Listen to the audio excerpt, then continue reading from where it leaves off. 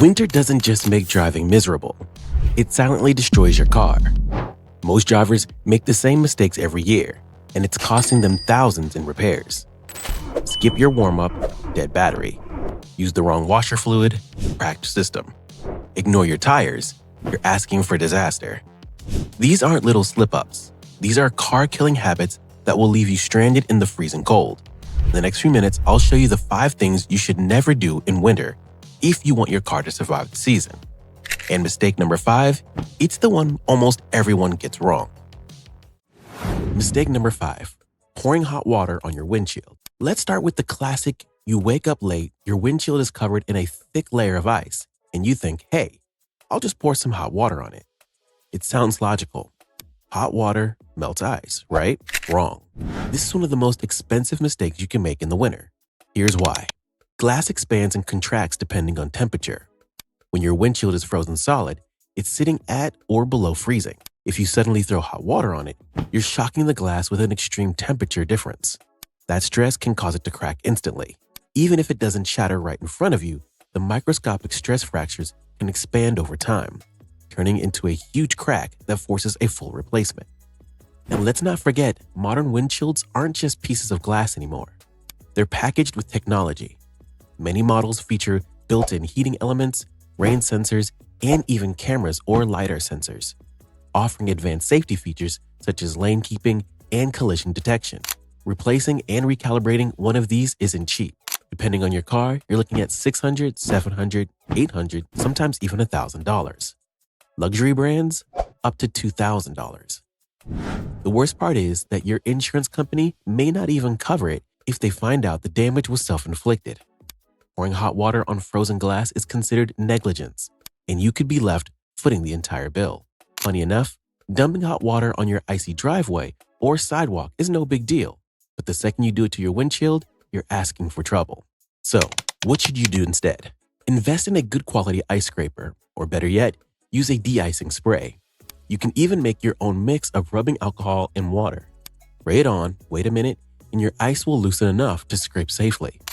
If you know a storm is coming, cover your windshield with a frost guard, or even use a cheap tarp.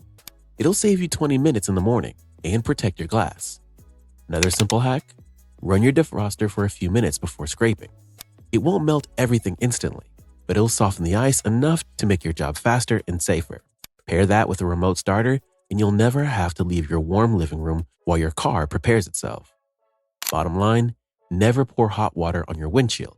It feels like a shortcut, but it's really just a shortcut to the repair shop. Mistake number 4, turning on frozen wipers. Now, mistake number 4, flipping on your windshield wipers when they're frozen to the glass. Picture this. It's early morning, you hop in the car, turn on the ignition, and without thinking, hit the wiper stalk. The blades don't move, but the motor is trying its hardest to push them. It's a recipe for disaster. Your wiper system isn't built to fight against solid ice. If the blades are stuck, you risk burning out the motor, stripping the gears, or popping a fuse.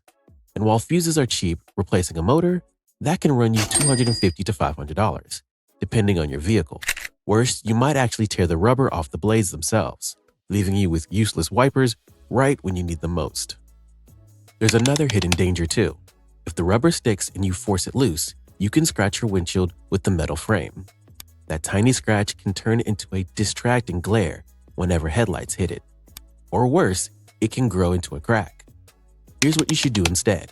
When you know frost or freezing rain is coming, lift your wiper arms off the windshield before you park for the night. This keeps them from freezing to the glass in the first place. If they are already stuck, don't force them. Use your defroster to gently warm the glass from the inside, or spray some de-icer along the base of the wipers where the ice tends to build up. Also, don't forget to check the wiper fluid you're using. Summer fluid can freeze in the lines, crack your washer reservoir, and render the whole system useless. Always switch to a winter formula that's rated for sub-zero temperatures. Methanol-based blends can resist freezing down to -30 Celsius or more. And here's a small tip. Replacing your blades before the snow season starts. Old worn wipers perform terribly in freezing rain and snow, leaving streaks that can blind you at night. A $20 to $30 set of fresh blades is cheap insurance for safe winter driving. Treat your wipers gently, and they'll save your life when visibility drops to zero. Mistake number 3 is one I see every winter, and honestly, it's terrifying. People driving like it's summer, even when the roads are coated in ice. The truth is, no matter how fancy your car is, whether it's four-wheel drive, all-wheel drive, or equipped with aggressive winter tires, physics always wins. Ice reduces your tire's grip to almost nothing, and if you're going fast, no technology can save you. Four-wheel drive doesn't help you stop. All it does is help you accelerate. Anti-lock brakes are designed to keep your wheels from locking up, but on pure ice, even ABS can only do so much. The biggest mistake people make is overconfidence. They think, I've got an SUV with snow tires, I'm invincible. That's when you see rollovers, rear-end collisions, and cars sliding into ditches. In fact, the American Automobile Association estimates that more than 150,000 crashes every year in the US are directly caused by icy roads. That's not bad luck. That's drivers going too fast for conditions. So, what should you do? First, slow down. In icy conditions, you should be driving at least 30 to 40% slower than usual. Increase your following distance to give yourself more reaction time. If you hit the brakes too hard, you'll skid. If you accelerate too quickly, you'll spin out. Smooth, gentle inputs are the key to survival. And here's a pro tip. Learn how to read the road. Bridges and overpasses freeze first because they're exposed on all sides. Shaded areas stay icy longer than sunny spots. Black ice appears as wet pavement, making it especially hazardous. If you think it might be icy, assume it is. Want another layer of protection? Invest in proper winter tires. All-season tires are not the same. Winter tires are designed with softer rubber compounds that stay flexible in the cold, giving you way better grip. Yes, they cost money, but they could be the difference between a safe stop and a totaled car. Remember, winter isn't about speed, it's about control. The fastest way to wreck your car in the winter is to pretend the laws of physics don't apply to you. Mistake number 2, turning off traction control. Now I get it. A lot of drivers think traction control is annoying. Maybe you've been stuck in deep snow and felt the car cutting out, making it harder to move. So you hit the button and switch it off, thinking you're helping yourself. But in most situations, this is the last thing you want to do. Here's why. Traction control is your car's safety net. It uses sensors to detect when your wheels are slipping and automatically reduces engine power to help the tires regain grip. Without it, your wheels can spin uncontrollably, and you'll slide sideways before you even know what happened. In normal icy conditions, like driving on city streets, highways, or parking lots, traction control keeps you safe. Turning it off makes it far more likely you'll lose control. Now, there are rare cases where turning it off helps. Yes, if you're stuck in deep snow and need a little wheel spin to rock the car free, temporarily disabling traction control can work. But as soon as you're moving again, turn it back on. Think of traction control like a seatbelt. You wouldn't drive around without one, just in case, right? Same idea here. And here's where people get confused. Traction control isn't the same as stability control. Stability control uses brakes to keep your car pointed in the right direction during a skid. Traction control limits engine power to stop your wheels from spinning. Both systems are designed to keep you alive, and both should stay on unless you have a specific reason.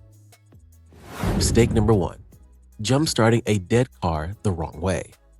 Finally, mistake number 1. This is the one most everyone gets wrong.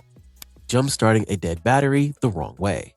Most of us grew up learning the old school method. Grab some jumper cables, connect your dead battery to a friend's running car, and boom, you're back on the road. That worked fine 20 years ago, but modern vehicles, completely different story. Here's the danger. Today's cars are rolling computers. They've got sensitive electronics, dozens of control modules, and complex charging systems. When you hook up jumper cables to a running car, you're essentially connecting 2 alternators at once. That can send dangerous voltage spikes through the system, frying electronics in both vehicles.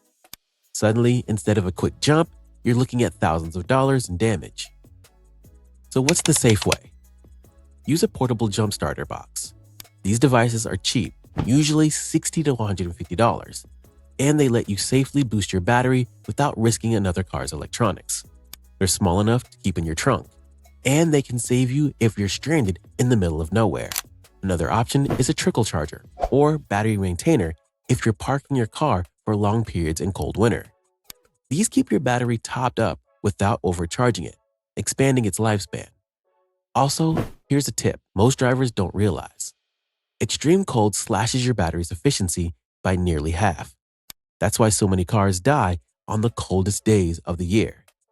Keeping a jump pack in your trunk isn't just smart, it's essential. And if you drive a hybrid or EV, the process is even trickier. Jumping the wrong terminal can destroy the high voltage system. Always check your owner's manual first, or better yet, call roadside assistance if you're unsure. Whatever you do, avoid the old running car to dead car method. It's outdated, risky, and unnecessary in 2025. So those are the 5 deadly winter mistakes that quietly destroy cars every year. And now you know how to avoid them. Let me know in the comments what's the worst winter car mistake you've ever made, or the craziest one you've ever seen someone else do. If this video helped you out, hit the like button, subscribe for more car tips, and share it with someone who always struggles through winter driving. Stay safe, stay warm, and I'll see you in the next one.